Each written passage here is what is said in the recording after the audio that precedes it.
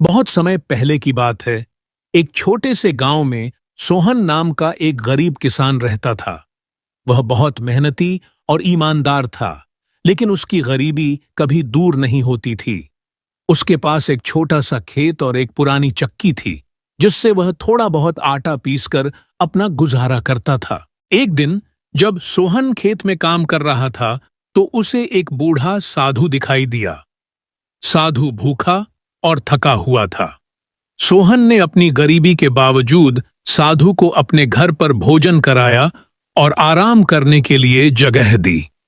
साधु सोहन की उदारता से बहुत प्रसन्न हुआ और आशीर्वाद देने के लिए बोला, तूने मेरी इतनी सेवा की है, इसलिए मैं तुझे एक वरदान देना चाहता हूं।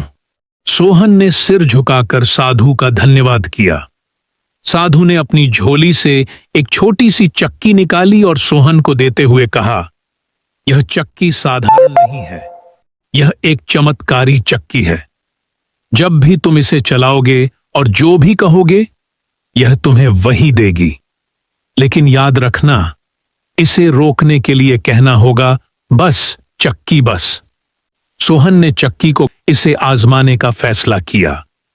उसने चक्की को चलाकर कहा, चक्की, मुझे गेहूं का आटा दो। और देखते ही देखते चक्की ने ढेर सारा आटा पीस दिया। सोहन बहुत खुश हुआ और उसने कहा, बस चक्की बस, और चक्की रुक गई। अब सोहन की गरीबी दूर हो गई। वह चक्की की मदद से जितना भी चाहता आटा, चावल, मिठाई और दूसरी चीजें पा सकता था। वह न केवल अपने लिए बल्कि गांव के लोगों की भी मदद करने लगा। सोहन अब गांव में सबसे खुशहाल और सम्मानित व्यक्ति बन गया था। लेकिन सोहन का एक लालची पड़ोसी भी था, जो उसकी संपत्ति और खुशहाली से जलता था। उसने सोहन से चमत्कारी चक्की का रहस्य जानने की कोशिश की, लेकिन सोहन ने उसे कुछ नहीं बताया।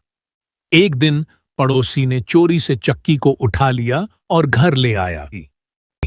पड़ोसी ने चक्की चलाने के लिए कहा, चक्की, मुझे खूब सारा सोना दे। चक्की ने सोना देना शुरू कर दिया।